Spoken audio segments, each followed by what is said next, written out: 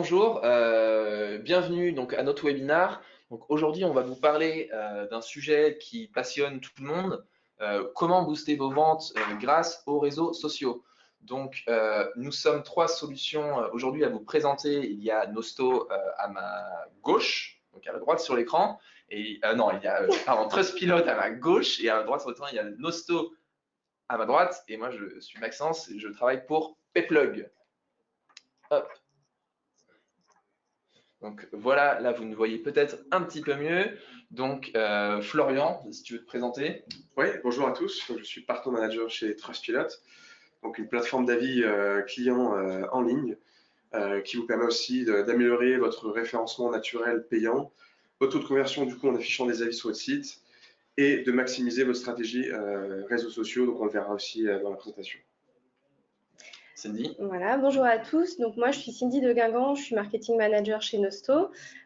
Donc Nosto, c'est une plateforme de personnalisation pour les e-commerçants et les retailers. Donc notamment, on propose de la personnalisation sur votre site, sur les emails. Mais aujourd'hui, bien sûr, on va se concentrer sur une fonctionnalité particulière de Nosto. Donc c'est les Facebook Ads, parce qu'en fait, nous sommes partenaires de Facebook et en fait, on a un connecteur avec Facebook donc qui permet à nos clients e-commerçants de déclencher des publicités dynamiques pertinentes donc sur leurs réseaux sociaux. Et moi, donc, je suis Maxence Godard, je suis Acquisition Manager chez Payplug. Payplug, c'est quoi? On est une solution de paiement en ligne pour les e-commerçants. C'est quoi? C'est une page de paiement. En gros, si vous voulez encaisser des paiements sur votre site e-commerce, vous êtes obligé d'avoir une solution de paiement en ligne. Et nous, on vous permet d'encaisser donc des paiements par carte bancaire. Et on a trois choses qui nous différencient. C'est qu'on est simple. On est sûrement, je pense, la solution de paiement la plus simple du marché. On a des outils pour mieux convertir. C'est-à-dire qu'on a une vision où le paiement, c'est pas simplement pour encaisser des paiements, mais c'est aussi pour vendre plus. Ça peut être un levier de croissance.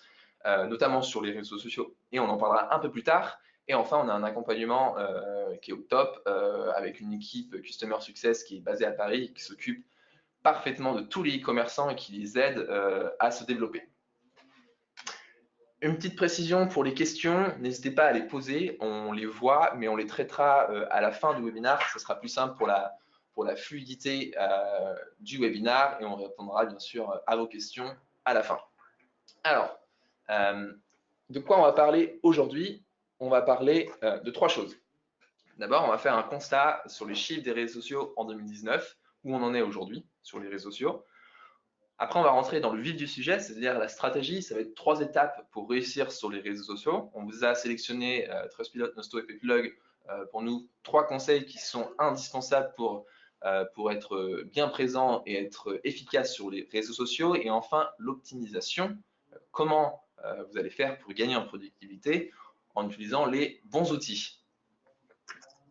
Premièrement, hop, j'ai un peu de mal, le constat. Quels sont les chiffres des réseaux sociaux en 2019? Alors, les réseaux sociaux, je pense que ça fait au moins 10 ans qu'on nous dit que les réseaux sociaux, il faut y être. On nous le dira encore dans 10 ans. Ça croît d'année en année, c'est de plus en plus puissant d'année en année. On vous a sélectionné 3 chiffres, parce qu'on ne va pas non plus s'attarder longtemps sur ces chiffres. C'est 38 millions d'utilisateurs, c'est énorme. 45% des 18-45 ans qui aimeraient pouvoir acheter sur les réseaux sociaux. Donc maintenant, ça veut dire quoi? Les réseaux sociaux, c'est plus seulement uniquement pour pouvoir consulter l'actualité, consulter les photos de ses amis. On veut aussi, c'est aussi pouvoir acheter. C'est aussi maintenant devenu un vrai canal de vente, quasiment la moitié des 18-45. Et enfin, il y a 88% des utilisateurs qui consultent des avis de consommateurs avant de réaliser un achat. D'où l'intérêt de bien travailler sa e-réputation. Si on rentre un peu plus dans le détail, Cindy. Oui, donc moi j'ai voulu vraiment m'intéresser finalement à la répartition de l'utilisation des réseaux sociaux en France. Donc là j'ai pris une petite infographie de l'agence Tease qui est très bien faite. En France déjà le réseau social numéro 1 c'est Facebook avec 35 millions d'utilisateurs actifs. Donc c'est vraiment un réseau social qu'il ne faut pas négliger dans sa stratégie de social commerce. Ensuite vous avez YouTube avec 19 millions, et Instagram, 17 millions. Donc Instagram, on le rappelle, qui appartient à Facebook et donc qui est lié à Facebook, notamment en termes de publicité. Également, vous pouvez autant targeter des publicités via votre Business Manager Facebook, donc sur Facebook et sur Instagram. Donc ensuite, en suivant, toujours en France, donc WhatsApp, Snapchat, Twitter, Pinterest et enfin LinkedIn, qui va être plus un réseau social qui va s'adresser finalement aux professionnels en majorité. Alors, moi, je voulais vous parler aussi d'une étude que Nosto a réalisée donc au premier semestre 2019 sur les performances mobiles sur les réseaux sociaux. Donc ça, c'est une étude qu'on a menée auprès de grands retailers de mode en ligne, donc au niveau international. Ce sont des données internationales, mais également françaises. Et donc, ce qu'on a constaté, c'est que déjà, 26% de la valeur totale des commandes des grands retailers de mode en ligne proviennent principalement de Google et Facebook. Idem, donc le trafic, 34% qui provient directement de moteurs de recherche et des réseaux sociaux, toujours principalement Google et Facebook. Donc d'où l'importance vraiment de ces réseaux. Et enfin, quand on va un petit peu plus dans le détail, ce qu'on va constater, c'est que 80% du trafic payant sur les réseaux sociaux provient de Facebook et Instagram. Donc finalement, les réseaux sociaux ont une importance vraiment cruciale dans votre stratégie de social commerce. Merci Cindy. Donc rentrons maintenant dans le vif du sujet, la stratégie. Donc comme je vous le disais, on vous a sélectionné 3 conseils qui pour nous sont les plus importants pour réussir sur les réseaux sociaux. Le premier conseil, ça va être de réaliser un audit complet. Avant de partir tête baissée et d'aller foncer vers les réseaux sociaux, le plus important, c'est de bien connaître votre cible et encore plus loin que la cible, connaître votre persona. Vous savez, ce persona, c'est le portrait robot, le portrait type de notre acheteur, de notre cible. Quelles questions vous allez pouvoir vous poser? Quel est son âge moyen? Même aller peut-être plus loin en regardant quel est l'âge, la tranche d'âge vraiment de mes acheteurs. Qui est-elle? Qu'est-ce qu'elle aime? Qu'est-ce qu'elle lit? Qu'est-ce qu'elle achète comme autre marque? Quelles sont ses habitudes d'achat? Est-ce qu'elle achète régulièrement? Quels sont ses centres d'intérêt? Qu'est-ce qu'elle regarde comme émission? Qu'est-ce qu'elle lit? Voilà. Toutes ces choses-là qui vont vous aider à bien comprendre et à bien cerner. Si vous voulez encore plus loin, si vous êtes par exemple un service ou une boutique où vous êtes uniquement sur une cible géographique et bien définie, allez vous renseigner où vit ma cible. Est-ce que je peux l'adresser en ciblant vraiment précisément un endroit de la France ou un endroit dans le monde? Une fois que vous avez fait tout ça, c'est parfait, vous avez fait une grosse partie du travail. Vous allez pouvoir choisir quel est le réseau social le plus affinitaire. N'allez pas vous mettre, par exemple, sur Snapchat si votre cible elle a 45 ans. Là, vous allez taper à côté, vous n'aurez personne, vous n'aurez aucun engagement et vous n'aurez peut-être aucun achat. Choisissez vraiment le réseau social qui correspond le plus à votre cible. Si vous avez, par exemple, des designers en site, des décorateurs d'intérieur, eh ben, allez vous mettre sur Pinterest. C'est là où on est plus dans l'inspirationnel, sur la déco, sur des choses design. Si un commerce comme du vêtement, Facebook, Instagram, Snapchat, pour moi, c'est parfait. Après, vous allez pouvoir sélectionner celui qui répond le mieux à votre cible. Mais voilà, c'est ne pas aller tête baissée sur tous les réseaux sociaux à la fois. Faites une étude de votre persona et ensuite choisissez le meilleur réseau social pour commencer. Une astuce, utilisez l'outil statistique d'audience sur Facebook. Si vous n'avez pas encore, par exemple, de fans sur votre page et que vous ne savez pas vraiment d'où partir pour construire cette cible, ce persona, vous pouvez utiliser l'outil statistique d'audience qui, lui, vous permet de rentrer des centres d'intérêt et en fonction de ça, vous allez pouvoir trouver qui est votre cible. Vous allez voir sa tranche d'âge, vous allez voir les pages qu'elle aime, vous allez voir où elle habite, son niveau d'enseignement, si elle est en couple. C'est un peu intrusif, mais pour le coup, ça donne des vraies informations et ça vous donne une vision plutôt claire de qui est votre cible et de qui vous devez vous tourner et vous adresser. Alors moi, je vais aller un petit peu plus dans une spécificité, c'est-à-dire que vous pouvez créer des segments d'audience vraiment spécifiques à votre boutique e-commerce. Par exemple, vous allez pouvoir vous poser la question, quelles sont les catégories de produits qui intéressent le plus vos clients? Est-ce qu'ils utilisent leur mobile, leur ordinateur pour acheter sur ma boutique en ligne? Où est-ce qu'ils sont basés? Donc, pour obtenir ces informations, souvent, c'est un peu la croix et la bannière. Et ça demande de se pencher longtemps sur des outils d'analyse de trafic. Donc, sachez qu'il est possible de se faciliter la tâche en laissant des outils définir des segments d'audience de votre boutique. Donc, comment est-ce que ces segments d'audience vont être définis? C'est en analysant un petit peu les interactions de vos visiteurs avec vos produits, dans votre boutique. On va analyser les transactions, donc par exemple, est-ce qu'ils ont mis en panier, est-ce qu'ils ont commencé à créer un compte, ou alors même les comportements, c'est-à-dire est-ce que un client a regardé plus un produit avec un autre, est-ce qu'il aura plus tendance à acheter ce même produit avec un autre. Donc finalement, tous ces comportements transactionnels et comportementaux, on va pouvoir les identifier dans des cohortes, donc des cohortes finalement de visiteurs, et également donc réussir à créer des segments d'audience pour pouvoir recibler un message pertinent. Donc alors, sachez que la plateforme de personnalisation Nosto offre cette possibilité, donc grâce avec son partenariat avec Facebook. Donc concrètement, comment ça fonctionne? Donc vous allez relier votre business manager à la plateforme Nosto, de manière donc tout simplement avec votre pixel Facebook qui va être installé automatiquement, ainsi que le flux de catalogue produit. Et ensuite, vous pouvez créer des segments donc en fonction de ces fameuses données transactionnelles et comportementales de vos visiteurs. Donc, par exemple, des personnes qui ont une affinité avec une catégorie produit particulière ou une affinité avec une marque, ou alors qui ont acheté un produit en particulier. Donc, ça, c'est un exemple de segments d'audience qui vont être créés, mais aussi vous pouvez profiter de segments d'audience qui vont être auto-générés par la plateforme Nosto en fonction du cycle de vie de votre acheteur. Donc là, ce sont des segments en fonction du type de visiteur qui va visiter pour la première fois votre site. Est-ce que ça va être un visiteur de retour sur site? Est-ce que ça va être un prospect, un client pour la première fois ou encore un client fidèle?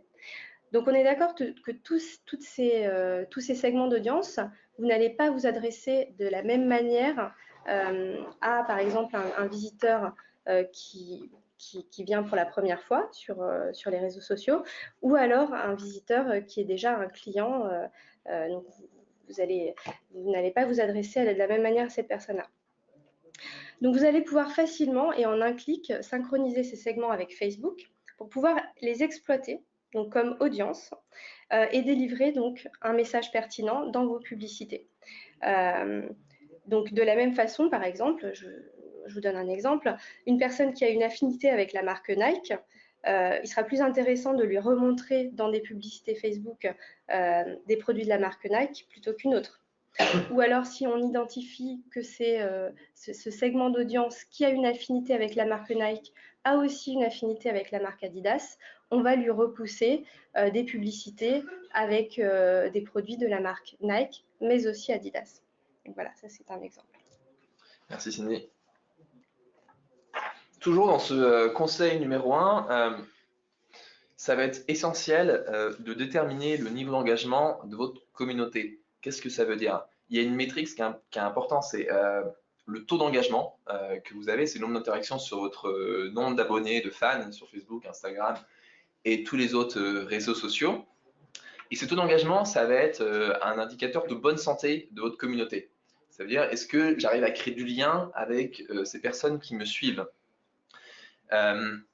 Moi, ce que je vous conseille de faire, c'est de regarder deux choses. D'une part, la taille de votre communauté, d'autre part, la taille, le taux d'engagement. Si votre communauté, elle est grande, elle est déjà imposante, et que vous avez un faible taux d'engagement, là, vous devez travailler votre contenu. C'est-à-dire que vous allez essayer de trouver un contenu qui fonctionne.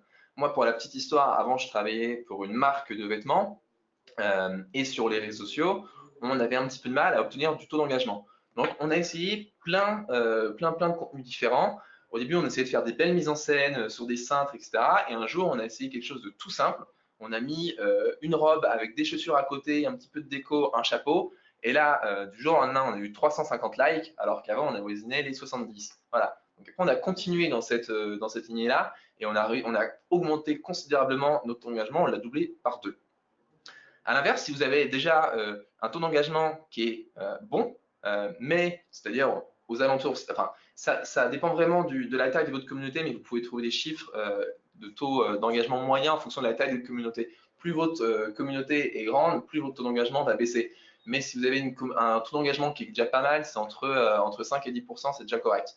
Donc si vous avez un taux d'engagement qui se situe dans cette fourchette, mais que votre communauté est petite, essayez d'aller travailler avec d'autres marques, avec des influenceurs, avec des partenaires, avec des marques affinitaires, enfin bref, tout votre écosystème, et grâce à ça, vous allez gagner des abonnés. Là, vous allez être déjà une base qui est bien engagée. Maintenant, le but, c'est d'aller l'étendre. Un conseil qu'on vous donne, et je pense que vous l'avez déjà entendu, c'est de jamais acheter une base de fans ou d'abonnés quelconques. Pourquoi? Ça donne très envie, ça coûte pas cher et ça nous permet de gonfler notre compte du jour au lendemain. Ok, cool. Mais en fait, c'est des coquilles vides. Donc le jour où vous allez vouloir utiliser votre base de fans et d'abonnés pour faire du retargeting, pour faire de l'audience similaire sur Facebook et Instagram, et ben en fait, vous allez avoir une audience qui est complètement fausse et vous allez perdre de l'argent parce que vous allez cibler des personnes qui ne sont pas vos acheteurs et du coup, ça ne servira à rien et vous ne pourrez pas revenir en arrière parce que vous ne pourrez pas dire je supprime mes abonnés comme ça. Non, c'est à eux de se désabonner, vous ne pourrez pas le faire. Donc, vraiment, ne le faites jamais. Hop. Toujours dans le conseil de numéro 1, pour l'audit complet, listez vos ressources à dédier aux réseaux sociaux. Qu'est-ce que ça veut dire? Quel budget vous pouvez y mettre? Combien de temps vous pouvez y passer? Qui peut le faire? Et est-ce que vous avez des compétences en interne ou vous-même? Être community manager, ça demande, c'est un vrai métier en fait. On a souvent un peu délaissé les réseaux sociaux et on s'est dit, ok, je m'en occuperai quand j'aurai le temps, souvent en fin de journée de 19 à 20 heures, et on fait un post vite fait et on se dit, mince, ça marche pas. Ok. Être community manager, c'est quelqu'un qui sait écrire, qui sait faire de la relation client, qui connaît parfaitement votre produit ou votre service, qui sait faire du graphisme, qui a une plume, qui peut avoir de l'humour, qui sait comment bien tourner les phrases. Ça a un prix, c'est un vrai métier, c'est pas facile à trouver et si vous voulez réussir, il faut avoir une personne qui sait faire tout ça ou sinon l'externaliser. Souvent, on avait tendance à recruter un stagiaire pour ça. Alors, on peut avoir un très très bon stagiaire qui s'en occupe, c'est pas le problème. Mais si vous voulez réussir, ne passez pas ça au second plan. Et un autre conseil, lancez-vous sur un réseau social à la fois pour pas être dépassé. On a tendance à vouloir, on se dit ok, je vois les réseaux sociaux, je vais tout faire en même temps, je vais lancer partout, je vais avoir une super visibilité. Lancez-vous sur un réseau social, cartonnez sur ce réseau social et ensuite lancez-vous sur un autre. Sinon, vous allez faire la même stratégie de contenu sur chaque réseau social et ça ne marche pas. Chaque réseau social a sa spécificité. On voit souvent d'ailleurs des influenceurs et notamment par exemple des youtubeurs qui vont avoir une énorme communauté sur Norman par exemple. Norman fait des vidéos, il a une énorme communauté sur YouTube.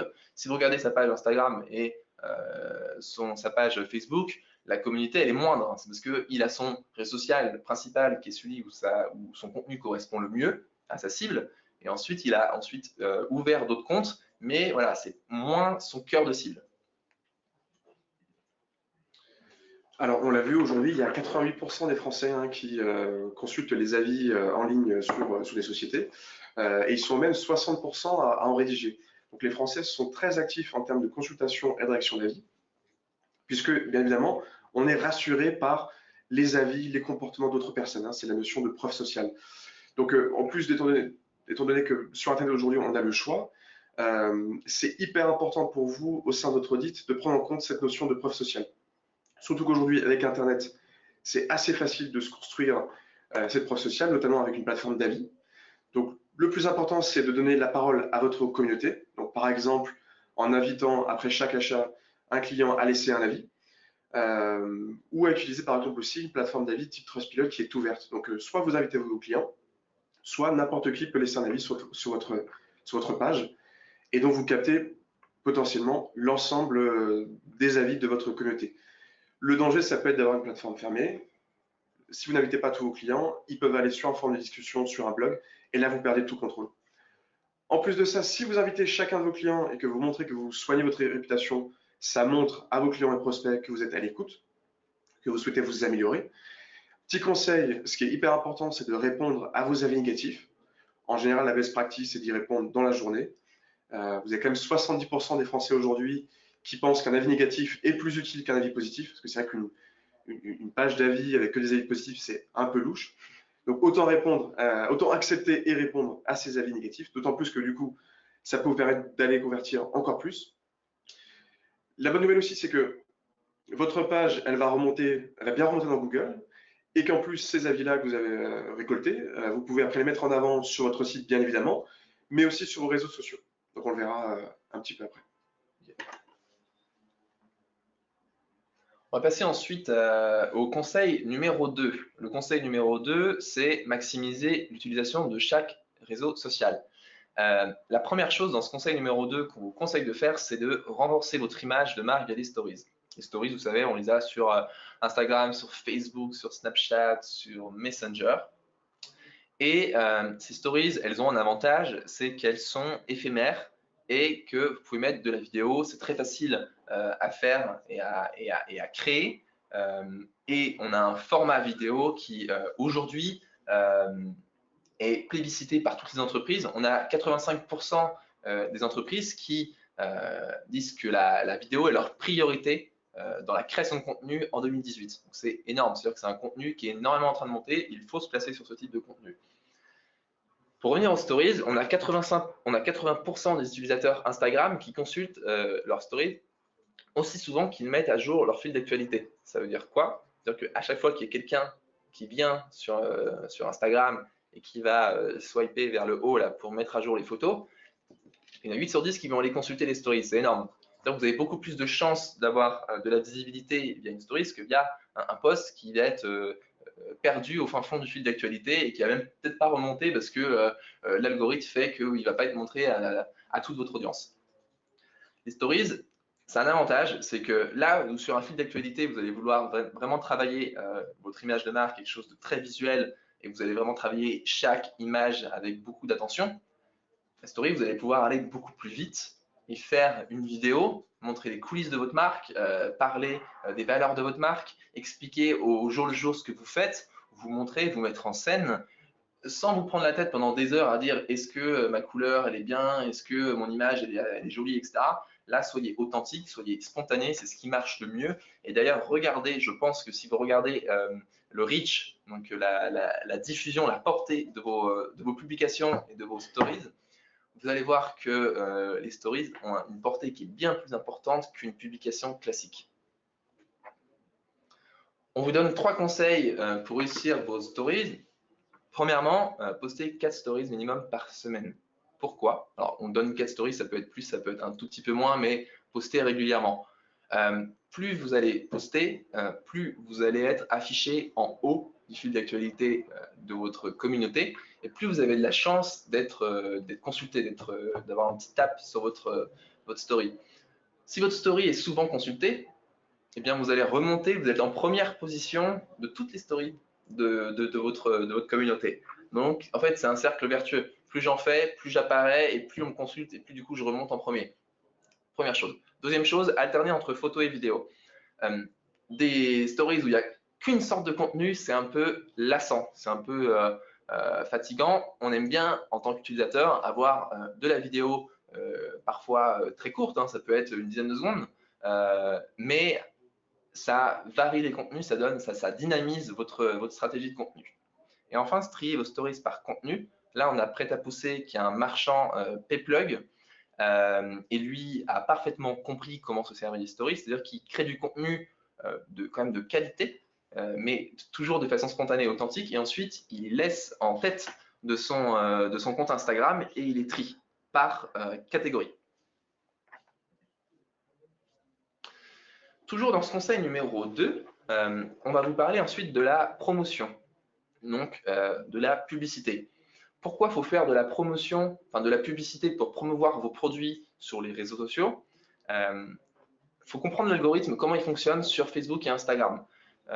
Sur Facebook et Instagram, quand vous publiez quelque chose, une publication, en organique, ça va être montré à environ 10% de votre communauté.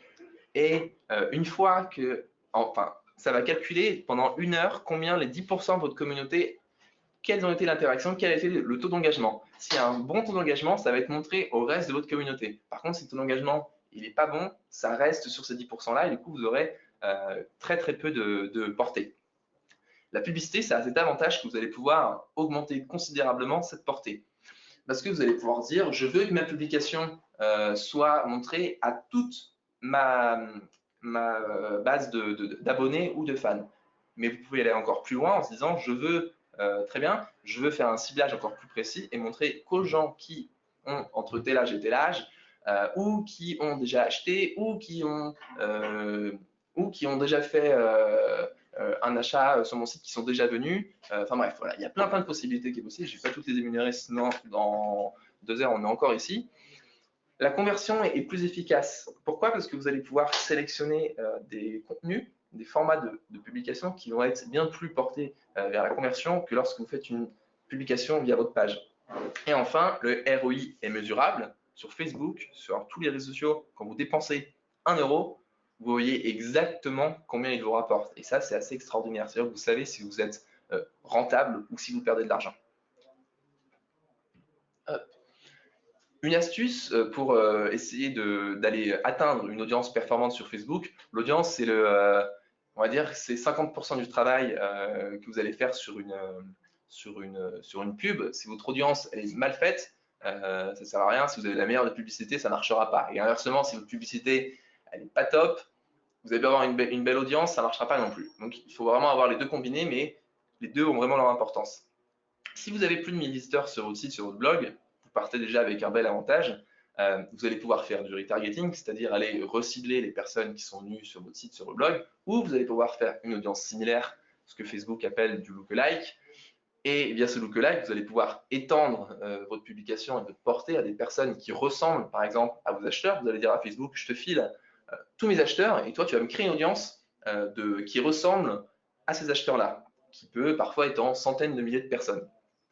Si vous avez moins de 1000 visiteurs sur votre site, sur votre blog, là, vous pouvez utiliser l'outil statistique d'audience qui se trouve dans le Business Manager, c'est le même dont on parlait au début, et vous allez pouvoir créer une audience avec des centres d'intérêt et après un peu l'affiner avec des âges et créer cette audience-là, la sauvegarder et la cibler avec de la publicité. Voilà, donc comme disait Maxence, l'intérêt c'est de vraiment commencer à cibler le réseau social numéro 1, donc Facebook, en France. Donc c'est pour ça que je vais faire un focus particulier sur les Facebook Dynamic Ads. Donc quel est l'intérêt finalement de faire des publicités dynamiques sur Facebook? Donc déjà, les Facebook Ads vont vous permettre d'adapter l'expérience e-commerce à chaque individu. C'est-à-dire qu'en récoltant des données sur de multiples points de contact et sur différentes sources, on va être capable vraiment de dresser le portrait d'un visiteur ou d'un client, et notamment son comportement sur site ou hors site. Et ensuite, finalement, avec ces informations collectées, on va bien sûr inclure aussi les centres d'intérêt ou par exemple l'étape dans laquelle se situe votre contact dans le parcours d'achat. Et donc, suite à ces informations collectées, on va pouvoir recibler de manière pertinente finalement donc ces différents profils de visiteurs. Donc, quels sont finalement les bénéfices d'utiliser des publicités dynamiques? D'abord, les publicités dynamiques vont vous permettre de faire la promotion d'un catalogue entier de produits, et donc ça de façon automatique, sans avoir à configurer chaque produit individuellement. C'est un flux qui va automatiquement se linker de Facebook à votre boutique. Quand des visiteurs arrivent sur votre site et commencent à rechercher un produit ou une catégorie, et puis placent les produits en panier, ils vont démontrer bien sûr un certain intérêt pour vos produits, et donc vous allez pouvoir tirer avantage de cet intérêt et de cette intention finalement en diffusant des publicités avec ces mêmes produits ou alors avec des produits similaires. Donc ça peut être aussi en fonction de votre inventaire. Si vous êtes en rupture de stock sur un produit qu'il a déjà visité et pour lequel il a montré de l'intérêt, on peut très bien montrer des produits similaires avec ces Facebook Dynamic Ads. Donc en sachant que ces publicités dynamiques, vous pouvez autant les programmer sur Facebook que sur Instagram, hein, via le connecteur Nosto.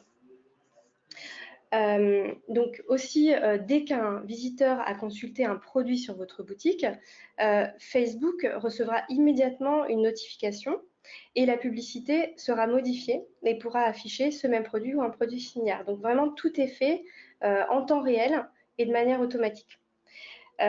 Donc les publicités Facebook dynamiques permettent aussi de présenter finalement plusieurs produits sur un seul encart publicitaire. Donc ça va être vraiment aussi l'intérêt des Dynamic Ads. Et enfin, vous allez pouvoir faire du cross-device et du cross-platform, c'est-à-dire que votre publicité donc sur Facebook, elle va autant apparaître sur, bien sûr avec un format mobile, avec un format ordinateur, elle va s'adapter, et aussi finalement, elle pourra apparaître autant sur Facebook que sur Instagram. Donc, pour illustrer mes propos, j'ai pris en exemple une campagne de retargeting personnalisée avec Nosto, donc sur Facebook et Instagram. Et donc là, j'ai pris notre client Finsbury. Donc, qui est Finsbury? En fait, Finsbury, vous connaissez déjà peut-être certainement. Donc, ils commercialisent donc, en magasin physique et aussi sur leur boutique en ligne des souliers premium pour hommes. Et ils utilisent Nosto donc, pour personnaliser leur parcours client, et notamment, bien sûr, le parcours sur les réseaux sociaux. Et dans ce cas précis, Finsbury a mis en place une campagne de reciblage avec des publicités Facebook et Instagram personnalisées. Donc là, l'idée, c'était de réactiver des visiteurs qui n'ont pas encore converti et donc de les réactiver sur les réseaux sociaux. Donc avec des ads qui remontrent des produits qu'ils ont ajoutés en panier ou vus précédemment dans votre boutique en ligne. Et donc, grâce à cette mise en place de ces publicités vraiment personnalisées, donc le taux de conversion de Finsbury sur ces publicités a augmenté de 5,35% et leur ratio coût-achat a été de 7,81 €. Donc, qu'est-ce que ça veut dire? C'est-à-dire que pour 1 € finalement dépensé en publicité, le chiffre d'affaires de Finsbury a été de 7,81 €. Alors, donc ça, c'est vraiment un exemple spécifique à Finsbury, mais on peut voir aussi des taux de retour sur investissement publicitaire beaucoup plus impressionnants. Notamment, chez Nosto, on a des clients qui sont sur des marchés de niche, qui réussissent à obtenir des ROAS de l'ordre de 120 à 170, donc un retour sur investissement encore plus important. Donc ça va dépendre aussi de votre campagne, et ça va aussi dépendre de votre marché, si c'est un marché de niche plus ou moins. Voilà. Donc, aussi, autre cas possible de retargeting, donc pour acquérir de nouveaux visiteurs. Donc ça, Maxence en a déjà parlé tout à l'heure avec les audiences lookalike de Facebook. Ça va être de cibler donc, sur Facebook des audiences similaires, donc lookalike, aux visiteurs en poussant des produits susceptibles de les intéresser. Alors, autre possibilité aussi que vous avez, si vous avez par exemple une boutique Facebook ou une Instagram Store, c'est de relier le flux produit de votre boutique e-commerce directement à votre Facebook ou Instagram Store. Donc là, j'ai pris l'exemple de notre client Homme, donc, qui est une marque de sous-vêtements pour hommes française, qui utilise Nosto, donc notamment pour connecter. Donc il y a un connecteur qui permet vraiment d'utiliser le flux produit de votre boutique e-commerce sur votre boutique Instagram Store ou Facebook Store. Et donc là, l'intérêt, ça va être que dès que vous faites finalement une modification sur votre fiche produit, de prix, de descriptif, de titre ou d'image, cette modification, elle va être automatiquement communiquée à Facebook. Et en fait, votre Facebook Store va tenir compte de ces modifications, et en temps réel, bien sûr, et afficher finalement ces modifications sur vos fiches produits sur votre Facebook Store. Et enfin, donc, autre finalement fonctionnalité intéressante qui peut vous aider à booster vos ventes, ça va être de booster les posts organiques de votre page Facebook en taguant vos fiches produits sur Facebook ou Instagram. Donc là, j'ai pris l'exemple de notre client Glisshop. Donc là, ils ont pris une photo de différentes lunettes de soleil, et si vous voyez, ils ont tagué ces différents produits sur la photo. Et donc, comment ça fonctionne finalement, c'est-à-dire qu'ils vont taguer ces produits sur la photo. Vous pouvez cliquer dessus et vous allez pouvoir directement aller sur la fiche produit et finalement réaliser votre achat assez simplement, en un clic. Merci. Alors, une fois que vous avez récolté des avis clients et que vous avez construit une preuve sociale pour votre société, idéalement, il ne faut pas que ça reste en fait sur votre profil, par exemple sur Trustpilot. On vous conseille grandement d'utiliser en fait votre note, vos étoiles dans vos publicités, donc par exemple sur les réseaux sociaux. En fait, on a fait une petite étude consommateur l'année dernière sur l'impact du logo Trustpilot et des étoiles sur les publicités. Donc, on a montré à 1000 personnes en fait la même publicité avec et sans logo et étoile Trustpilot, et 77% des gens sondés avaient plus confiance dans la publicité grâce justement à ce logo et aux étoiles Trustpilot. Donc là, je vous ai mis deux petits exemples. Un exemple sur Instagram avec un client danois. Vous avez un petit en bas le logo et les étoiles, et à droite un contenu sponsorisé sur Facebook, où là le logo Trustpilot et les étoiles sont un peu plus mis en avant. Pour information, on fait partie du top 300 des sites les plus visités en France. Donc, en général, la majorité des consommateurs français nous connaissent. Mais sinon, dans tous les cas, ils verront les étoiles. Ça va créer une forme de confiance pour ces publicités-là. Et ça rendra ces campagnes plus impactantes avec in fine un taux de clic qui sera plus important. Ça, c'est assez énorme. Et pour rebondir là-dessus, quand vous faites vos campagnes Facebook, n'hésitez pas, une fois que vous avez fait une campagne de trafic et ensuite vous avez fait découvrir votre produit, n'hésitez pas à les recibler avec Trustpilot, avec vraiment utiliser la marque Trustpilot, qui est une marque très forte et qui est énormément connue en France, pour essayer de convertir et rassurer votre communauté et votre audience. Voilà, c'était mon petit ajout sur ça. Alors, aujourd'hui, créer du contenu sur les réseaux sociaux, ça prend beaucoup de temps, ça peut prendre aussi beaucoup d'argent. Il faut rivaliser de créativité, il faut sans cesse trouver de nouveaux slogans, etc. D'autant plus que les consommateurs aujourd'hui vont avoir plus confiance dans les recommandations d'autres personnes. Encore une fois, la notion de preuve sociale est hyper importante, plutôt que dans la promesse marketing d'une société. Donc, je ne dis pas qu'il faut arrêter de créer des promesses marketing et des slogans, mais vous avez un petit outil avec Trustpilot, par exemple, qui est le générateur d'images, qui peut être super intéressant à utiliser. En fait, tout simplement, au sein de votre dashboard, vous allez sélectionner un avis, une image, le paramétrage d'affichage. Vous allez créer une image qu'après, vous allez pouvoir publier sur n'importe quel réseau social, que ce soit sur Facebook, sur Instagram, Pinterest, peu importe.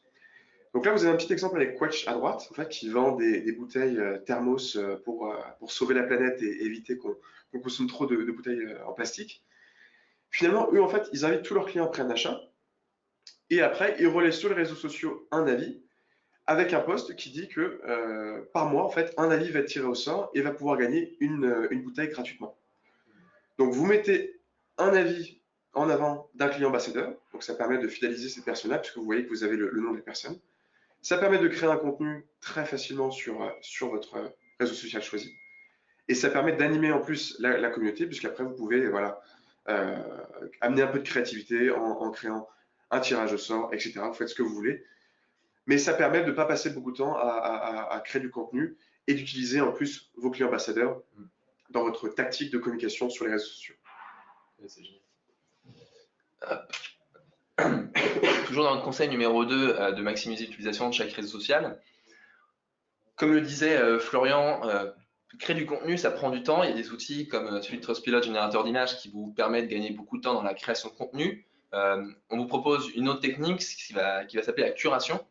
La curation, c'est quoi? C'est quand vous allez aller chercher un contenu sur un autre compte, sur une autre source, pour ensuite l'amener sur votre compte Instagram, Facebook ou autre, et faire la promotion de ce contenu-là, bien sûr en taguant, en identifiant la source, parce que sinon vous allez vous faire taper sur les doigts.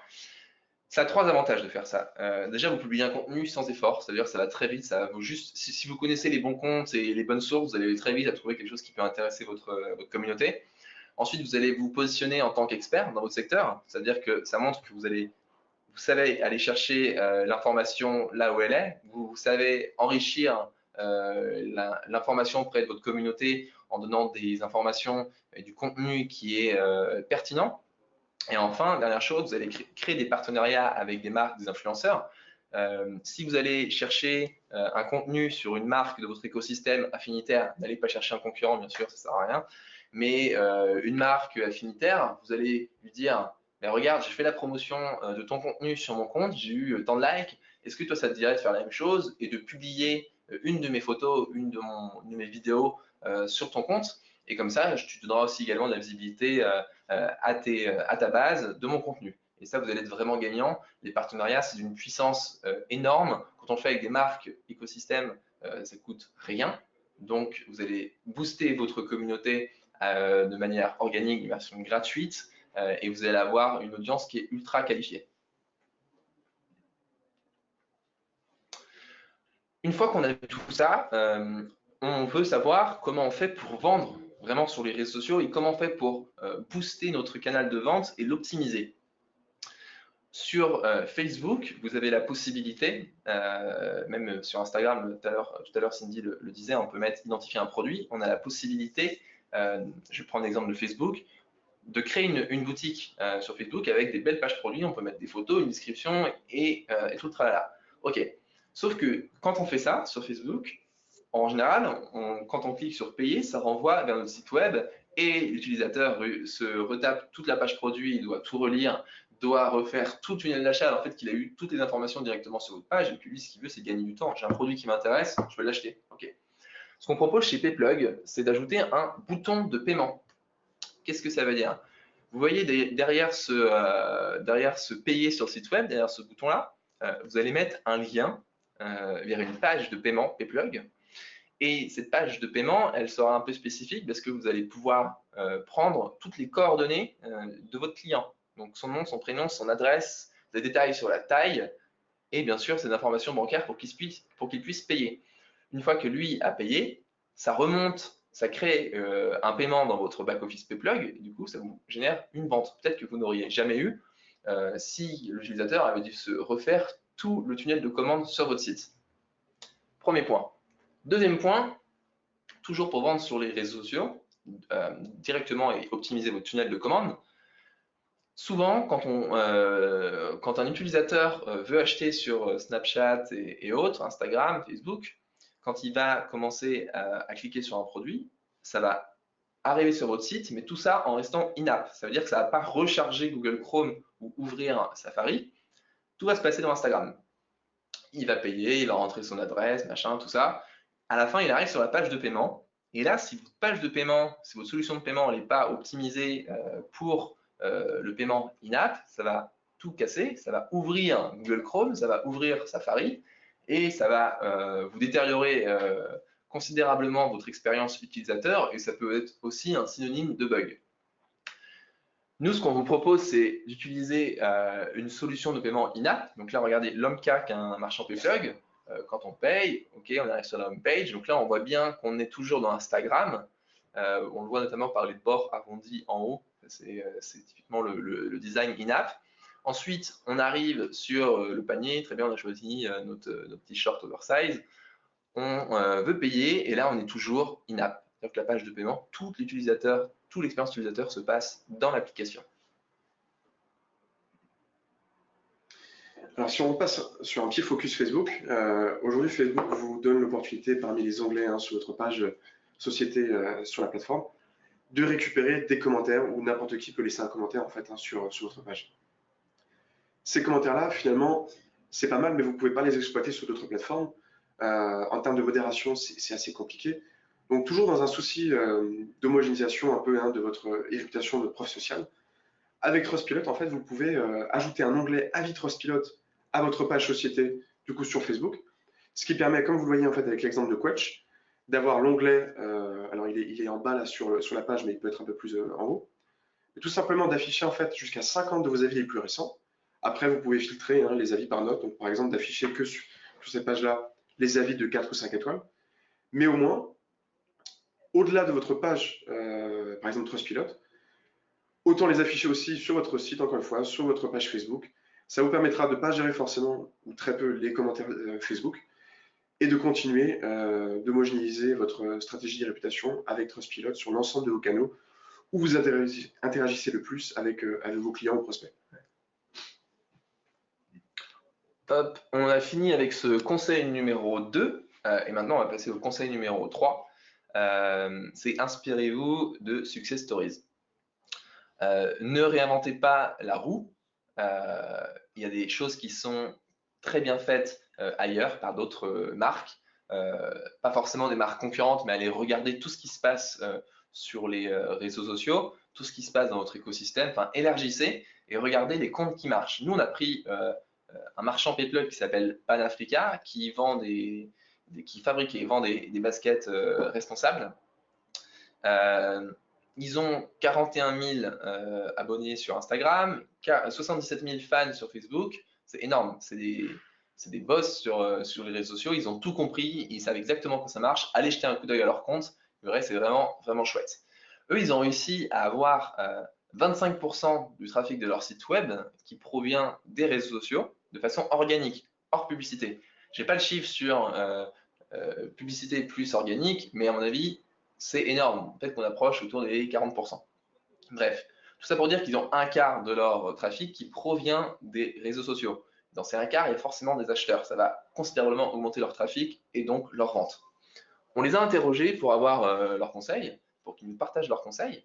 Ils ont 3 conseils. Le premier, c'est soyez réellement sociable. C'est-à-dire, vous êtes sur les réseaux sociaux, c'est pas juste un échange unilatéral, c'est un échange entre une marque où il y a des humains derrière et une communauté. Échanger avec la communauté, c'est essentiel et montrer que vous êtes humain.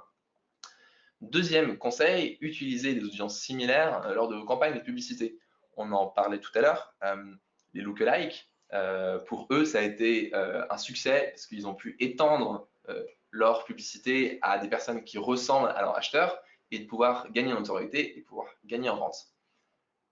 Dernier conseil, lancer une campagne de trafic puis une campagne de conversion. Quand on veut commencer à faire de la publicité, on a tendance à se dire, ok, moi ce que je veux, c'est vendre. Très bien. Vendre, c'est bien sûr l'objectif d'une campagne de publicité, mais ça passe par plusieurs étapes. La première étape, ça va être de lancer une campagne de trafic pour faire connaître votre marque, pour aller générer du trafic sur votre site. Vous allez communiquer sur des valeurs. Pourquoi vous faites ça? Pourquoi vous créez des baskets dans le cas de Panafrica? Et quel est votre état d'esprit, etc. Une fois que vous avez bien installé votre image de marque, vous allez pouvoir recibler ces personnes-là avec des campagnes de conversion. Vous allez par exemple ensuite parler de vos produits. Pourquoi votre produit il est bien? Quels sont les avantages de votre produit? Mettez en situation vos baskets. Troisième étape, vous allez recibler les personnes qui ont cliqué sur votre pub, qui sont allées sur votre site, avec de la réassurance. Là, vous allez aller vous tourner vers Trustpilot, vous allez montrer leur à mes clients en disant « Hey, regarde, il y a déjà des clients qui sont intéressés par mes produits, t'inquiète pas, tu peux acheter sans souci. » Quatrième étape, si les personnes n'ont toujours pas acheté, vous pouvez les recibler ensuite avec des avantages comme dire eh ben, je t'offre un code promo pour avoir la livraison gratuite ou 10% sur ta première commande. Voilà. Mais n'allez pas tête baissée en directement essayer de vendre votre produit, ça ne marchera pas. Installez-vous déjà dans la tête des gens et ensuite convertissez-les. Alors là, on a un bon exemple à la fois de création de contenu facile et d'animation de communauté, hein, toujours avec l'outil de génération d'images. Citizen, donc, qui est une plateforme qui vous permet de réserver un contrôle technique et après de le réaliser auprès d'un garage. Finalement, là, ils ont mis en avant un avis qui est plutôt bon, hein, 4 sur 5 étoiles, mais qui dit très facile de réserver. Après le contrôle à 1 €, ça sent l'arnaque. Et je ne sais pas si les clients l'ont. Donc en fait, Citizen tire au sort par mois à peu près 150 personnes pour leur offrir un contrôle technique à 1 €, donc presque gratuit. Et cette personne-là qui est bon, satisfaite hein, des services de Citizen, se pose la question de la promesse de Citizen sur le technique gratuit. Donc du coup, ils mettent en avant cette post-là sur Facebook. Et après, à droite, pose la question à leur communauté, hein, qui n'est pas si importante que ça, finalement, de à peu près 1500 abonnés. Est-ce que quelqu'un dans la communauté, en fait, a déjà récupéré ce contrôle technique gratuit? Et donc, vous avez un taux d'engagement qui est assez important pour une petite communauté. Et vous avez d'autres personnes qui, du coup, répondent aux commentaires de ce post-là en disant, eh bien, effectivement, je l'ai bien lu. Donc, encore une fois, hein, si vous avez des prospects qui arrivent directement sur votre page Facebook et pas votre site, et qui voient ce post-là, ça les rassure. Votre promesse, elle résonne avec les avis de vos clients. Et c'est un super cas de storytelling pour vous, facile à mettre en place. Le dernier point que je voulais aborder, c'est qu'il y a des marchés qui sont un peu plus matures en termes de marketing digital ou d'e-commerce type le UK, où là, pour le coup, la partie avis client est devenue une norme totale. Hein, donc, on a beaucoup de sociétés au UK qui utilisent Trustpilot ou deux plateformes d'avis qui mettent en avant leurs étoiles et le logo, par exemple, de Trustpilot dans leur campagne, dans le métro londonien, à la télé, sur Facebook, etc. Aujourd'hui en France, il n'y en a pas assez qui le font. Donc vous avez vraiment l'opportunité aujourd'hui de vous démarquer en faisant ce type de contenu, en ayant ce type de tactique. Hop. Et enfin, dernier point, on a vu maintenant quelle stratégie il faut adopter. Maintenant, comment on fait pour gagner du temps et en productivité? On va sélectionner deux outils. Le premier outil, c'est Hootsuite. Hootsuite, c'est un outil qui vous permet de gérer l'ensemble de vos réseaux sociaux depuis un seul et même endroit. Vous avez une plateforme, vous inscrivez sur Internet, sur leur site, et en fait, c'est une page web où vous allez pouvoir centraliser tous les flux de vos réseaux sociaux. Vous allez pouvoir tous les commentaires, toutes les mentions sur Instagram, toutes les mentions sur Twitter, etc. Et du coup, vous ne loupez rien et ça vous évite de switcher de compte en compte. Trustpilot a une app dédiée. Tout à fait. Donc, on a un petit plugin en fait que vous pouvez télécharger à travers le dashboard Trustpilot pour connecter avec votre outil Hootsuite. Tout simplement, en fait, du coup, Trustpilot est après considéré comme une sorte de réseau social à l'intérieur de l'outil. Vous pouvez partager vos avis, vous pouvez programmer leurs publications avec des images, etc., un peu comme on a vu juste avant, pour animer vos communautés. Et vous pouvez aussi gérer vos commentaires. En fait, vous pouvez gérer vos avis, c'est-à-dire que tous vos avis du coup remontent dans Hootsuite, vous pouvez les voir, vous pouvez y répondre, etc. Donc ça vous permet après du coup de tout gérer aussi avec Hootsuite pour la partie Trustpilot, qui encore une fois peut être généré, en tout cas géré pardon, comme un réseau social à part entière. Et le dernier outil, c'est Social Blade. Il y a une grande mode, une grande tendance, c'est de faire des partenariats avec des influenceurs. C'est bien, sauf qu'il faut faire le tri avant de se lancer et de payer 2 ou 3 000 euros pour du placement de produits. Regardez qui sont les bons et les mauvais influenceurs. Social Blade, ça permet d'analyser la courbe de progression en termes de nombre d'abonnés et de fans d'un compte en particulier. Si vous allez voir, vous avez trouvé un influenceur avec lequel vous voulez bosser, vous rentrez son compte dans Social Blade et Social Blade va vous sortir la petite courbe. Si du jour, imaginons qu'entre le 1er janvier et le 2 janvier, vous voyez un pic de, je sais pas, 1000 fans d'un coup.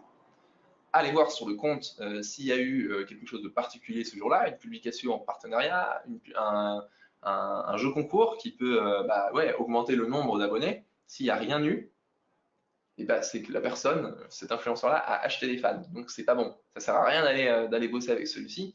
Vous allez dépenser beaucoup d'argent pour un ROI qui sera nul ou faible.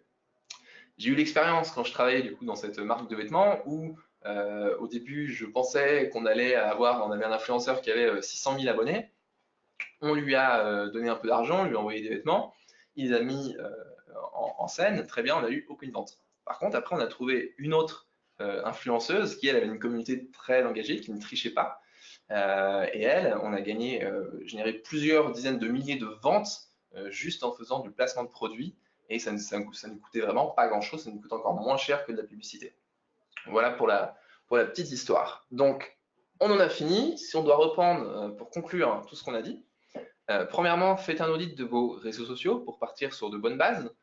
Deuxièmement, maximisez l'utilisation de chaque réseau social. Ils ont tous des fonctions et un contenu différent, une communauté qui est différente, des usages qui sont différents. Donc, essayez d'optimiser l'utilisation sur chacun d'entre eux. Troisièmement, inspirez-vous de ce qui marche ailleurs, regardez ce qui se fait ailleurs et inspirez-vous des bonnes pratiques. Et enfin, utilisez les bons outils pour gagner en productivité. Voilà, on vous a tout dit. Maintenant, vous pouvez trouver nos coordonnées si vous avez encore des questions de Cindy, Florian et moi-même. Là, sur la dernière slide, vous avez nos emails. N'hésitez pas à nous écrire, on y répond avec grand plaisir. On va répondre à toutes les questions qui ont été faites. Donc, on a une première question. Donc, quelles sont vos sources quand vous citez des chiffres? Alors, différentes sources en fait. Au tout début, donc on citait notamment bien sûr l'agence Tease qui a publié une infographie, Nosto également qui a réalisé une étude à partir donc de l'analyse de milliards de visites de nos clients sur la mode. Donc en sachant que Nosto, on a 2500 clients dans le monde, donc c'est voilà, c'est des chiffres qui sont représentatifs du secteur, notamment de la mode. Voilà. Toi, tu avais d'autres chiffres Ouais, on a eu aussi, des chiffres. ouais. Alors, Pascal, je pourrais vous les envoyer si vous voulez, hein, mais Ouais. on a écrit un livre blanc sur le social selling où c'est là où j'ai pris toutes mes sources et on a toutes les sources qui sont citées. Vous pouvez d'ailleurs le retrouver sur notre blog si vous voulez, dans l'espace ressources de notre blog. Vous avez accès à notre livre blanc et vous aurez tous les chiffres qu'on a cités. Ambre qui nous pose la question, en quoi le fait de répondre aux avis négatifs peut permettre de convertir plus? Oui, alors très bonne question. Imaginez un cas où vous avez une société qui peut-être a des problèmes de livraison, donc des gens vont commencer à tweeter, vous laisser des avis sur ces problèmes de livraison. S'il n'y a pas de réponse de la société, ça montre qu'elle n'est pas à l'écoute et que potentiellement ce problème il persiste. Si vous montrez que vous répondez à ces avis-là, vous montrez que déjà vous avez un service client qui assure derrière, ça rassure les gens. Il n'y a pas d'entreprise parfaite. Donc il faut accepter les avis négatifs. Encore une fois, hein, si vous allez sur une page d'avis et que vous n'avez que des avis positifs, c'est un peu louche parce qu'on sait qu'encore une fois, il n'y a pas d'entreprise parfaite. Par contre, si vous montrez que effectivement, il y a peut-être parfois des choses qui peuvent ne pas aller par exemple, dans vos délais de livraison ou peut-être au niveau de votre site internet, mais qu'au moins vous annoncez ça à vos clients, vous leur répondez et que potentiellement d'autres prospects le voient, et ben ça contribue à votre démarche qualité, à votre bon service client avec vos clients ou prospects, et ça rassure de potentiels prospects qui vont potentiellement acheter sur votre site. Donc, il ne faut pas y avoir peur, et les avis négatifs aujourd'hui peuvent aider justement à convertir encore plus. Peut-être même plus qu'un avis positif qui peut être juste, par exemple, RAS. Si vous allez sur une plateforme d'avis sur une page de société que vous voyez juste, vous voyez marqué par exemple RAS 5 étoiles, ça ne vous dit pas grand-chose, il n'y a pas d'histoire autour du service d'entreprise. Si vous avez un avis qui peut être négatif mais qui est justifié avec une réponse d'entreprise, cet avis-là vous permettra encore plus de convertir qu'un avis 5 étoiles avec marqué juste RAS. Okay. Aurélie, est-ce que seul Instagram permet de faire des stories thématiques? Selon moi, oui, j'en ai jamais vu ailleurs. Donc, ouais. Alors, pouvez-vous nous dire parmi les outils, ceux qui sont gratuits ou payants? Donc, alors, en gratuit, bien sûr, vous avez le Facebook Business Manager, vous avez l'analyse d'audience sur Facebook. Après, bien sûr, à partir du moment où vous faites des publicités, c'est forcément payant. Mais sur la partie segmentation d'audience en fonction des comportements et des transactions, donc ça c'est une fonction payante de Nosto. Également la partie vraiment personnalisation des publicités en fonction de votre du comportement des transactions, en fonction de votre flux de catalogue, en fonction de vos ruptures de stock. Ça aussi, c'est une fonctionnalité payante donc qui n'existe pas sur Facebook. C'est vraiment quelque chose en plus. Et sur vos parties, peut-être Alors, sur la partie Trustpilot, vous avez un compte gratuit qui vous permet quand même d'inviter un certain nombre de clients par mois pour récupérer un avis. Vous avez d'autres aussi fonctionnalités, mais toute la partie réseau social, enfin liée aux réseaux sociaux, que ce soit l'onglet Facebook, la partie générateur d'images, fait partie d'un compte payant. Et sur Payplug, je vous invite à aller voir sur notre site, là, il y a toutes les offres, il y a 3 offres, mais il y a une qui est, en gros, Payplug se rémunère sur les transactions que vous avez sur votre site. Et après, il y a différentes offres. Donc, et sur les outils qu'on a cités au-dessus, dans mes souvenirs, quand j'utilisais, il y avait une version qui était gratuite. Si vous voulez passer à plusieurs comptes, fallait payer. Et Social Blade, vous pouvez y aller gratuitement pour trouver des informations, notamment la courbe de progression des abonnés. Alors, Ambre qui nous demande pour une première campagne Facebook de reciblage par exemple, quel budget conseillez-vous? Eh bien, c'est une bonne question, Ambre. Tout dépend en fait de la taille de votre audience, mais pour vous donner un chiffre, moi je vous conseille de partir sur du 10 € par jour et ensuite vous adapter en fonction des résultats de votre campagne. Ouais, faut tester. Faut tester, mais pour commencer. Ouais, on teste d'abord et ensuite, une fois que on teste différents formats de publicité, on identifie une publicité qui a très bien fonctionné et c'est sur celle-là, à ce moment-là, on va investir un petit peu plus en budget. Ouais, vous pouvez tester. Alors, Facebook offre pas, mais propose une solution qui s'appelle des tests par répartition. Et en fait, vous allez pouvoir tester plusieurs publications ou plusieurs audiences sans qu'elles se chevauchent. Et vous allez pouvoir comme ça déterminer de façon très précise quelle publication fonctionne mieux qu'une autre. Et une fois peut-être que vous avez trouvé une publication qui marche bien, vous pouvez ensuite tester cette publication-là sur plusieurs audiences. Saïda, ça va être pour Florian. J'utilise Google Review pour les avis, du coup je ne pourrais pas utiliser Trustpilot. Alors si, tout à fait, vous pouvez utiliser potentiellement les deux en complémentarité, hein. Tout dépend de votre activité. Donc la partie Google Review, principalement, ça va être pour votre page Google My Business, puisqu'aujourd'hui Google ne prend pas en compte automatiquement, ça peut être le cas mais c'est pas encore automatique, le fait d'avoir par exemple les avis Trustpilot d'afficher dans la page Google My Business. Par contre, aujourd'hui, Google Review n'est pas une plateforme d'avis, n'est pas une plateforme d'avis, n'est pas un outil d'avis complet. Donc, par exemple, en termes d'intégration sur votre site, vous allez être super limité. En termes de référencement naturel, pareil, ce sera très limité. Et vous n'aurez pas aussi l'exploitation de tous ces avis. Sur les réseaux sociaux, vous n'avez pas d'onglet Facebook, vous n'avez pas de générateur d'images. Donc, c'est bien, c'est un premier début pour votre page Google My Business, mais pour aller beaucoup plus loin, il faut utiliser une plateforme d'avis type Trustpilot.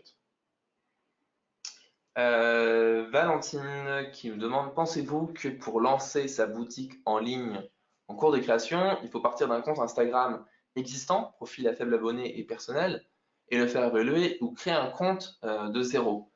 Alors, tout dépend, Valentine, si votre compte personnel, vous l'utilisez uniquement pour faire la promotion de votre activité.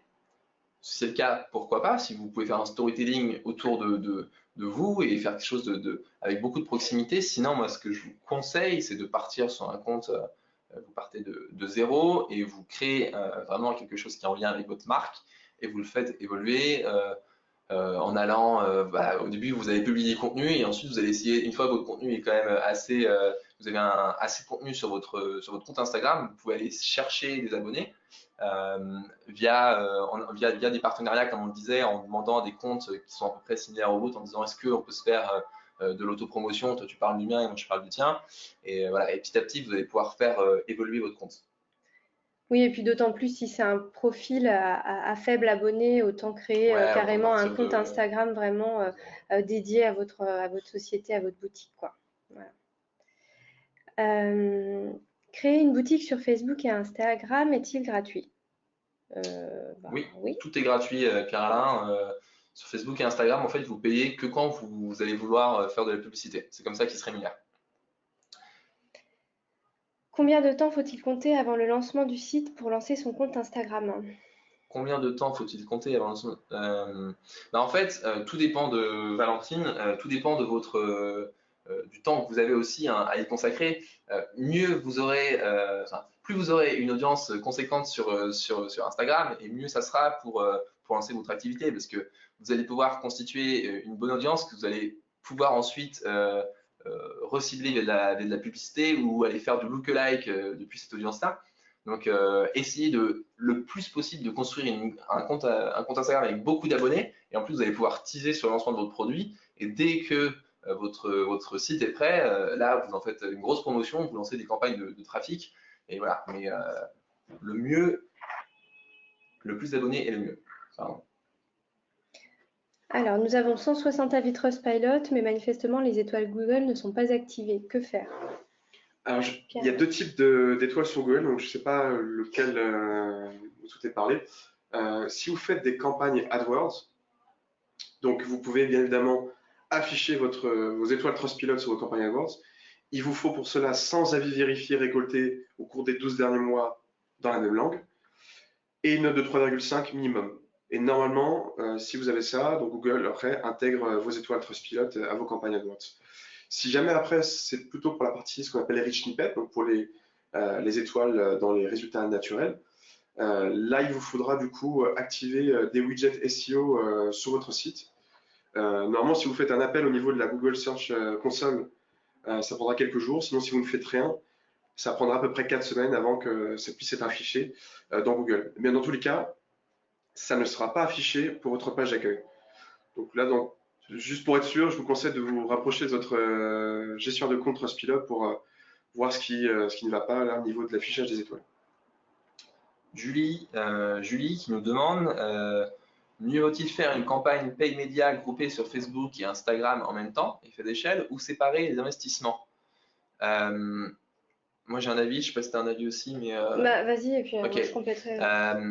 Le mieux, c'est de faire. Alors, vous pouvez lancer des campagnes en même temps, c'est pas le problème, mais ce qui est bien, c'est de les séparer dans votre business manager.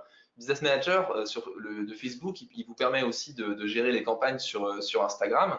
Quand vous lancez une campagne, ça marche, donc campagne, ensemble de publicités, plus, et après vous gérez vos publicités. Il va falloir séparer vos deux ensembles de publicités et en se disant, cet ensemble de publicités-là, il s'affiche uniquement sur Facebook et l'autre, j'affiche uniquement sur Instagram. Ça a deux avantages. D'une part, les formats d'images peuvent être différents. Sur Instagram, c'est du 1080 par 1080. Sur Facebook, c'est 1200 par 628 ou 1080 et parfois ça coupe l'image. Enfin bref, le mieux, c'est vraiment d'optimiser votre publication pour chaque réseau social. Le deuxième avantage, c'est que vous allez pouvoir vraiment regarder la performance de chaque réseau social et grâce à ça, vous allez pouvoir identifier. Si jamais vous lancez un ensemble de publicités avec les deux espaces publicitaires, vous n'allez pas savoir lequel est le plus performant et vous n'allez pas savoir comment optimiser ensuite. Je suis d'accord avec toi. Merci. Alors, autre question. Alors, on a Pierre-Alain qui... Ouais, donc c'était les rich snippets. Ouais. Donc effectivement, là, du coup, il faudrait Peut-être juste... remettre un peu plus de contexte pour tous les auditeurs. Ouais, donc c'est le fait d'avoir des avis sur Trustpilot. Normalement, vous pouvez du coup les afficher en fait sur votre site, bien évidemment, pour augmenter le taux de conversion et aussi améliorer le référencement naturel de votre site. Donc ça, vous pouvez le faire en fait sur des pages catégorielles au niveau de widget SEO pour mettre en avant des avis clients. Donc c'est des avis qui parlent en fait de l'expérience du client avec votre société au global, ou alors au sein de pages produits. Du coup, si vous récoltez de l'avis produit, pour pour améliorer le référencement naturel de ces pages produits-là. Donc là, il faudrait juste voir où est-ce que vous avez mis ces widgets SEO, puisque en fait, Google ne prend pas en compte ces widgets-là sur n'importe quelle page. Donc par exemple, sur la page d'accueil d'un site, vous ne pourrez pas récupérer les étoiles dans Google. Donc il faut juste analyser où est-ce que vous avez mis ces widgets-là, combien vous en avez mis, il ne faut pas non plus trop en mettre, sinon Google va considérer ça comme du spamming. Et après, comme je vous disais, je vous conseille peut-être de faire un appel au niveau de la Google Search Console. Ça permet de récupérer les rich snippets en 24 heures, voire quelques jours, parce que sinon, si vous ne faites rien, ça prend environ 4 semaines pour Google de détecter ces widgets SEO-là et d'après d'afficher les rich snippets dans Google. C'est quoi, tu demandes à ce que la page soit réindexée? Exactement, c'est Okay. ça. Donc là, Pierre-Alain, si vous souhaitez, n'hésitez pas à m'envoyer un mail directement ou à contacter votre gestionnaire de compte, pour qu'on discute et qu'on puisse optimiser cette partie-là. Voilà. Bon, bah, j'ai l'impression qu'on a fait toutes les questions. Donc, bah, en tout cas, merci à tous pour votre attention. Si vous avez bien sûr des questions sur Dosto, sur Trustpilot, sur Payplug, on vous a laissé nos adresses email. N'hésitez pas à nous contacter, y compris là, par exemple sur Nosto, vous pouvez demander une démonstration de la solution. On vous aidera sur cette partie-là. Ouais, voilà. On vous répondra à toutes vos questions avec grand plaisir et vous recevrez le replay également par email. Tout à fait. Merci à tous. Merci beaucoup. Merci, à bientôt. Au revoir. Au revoir.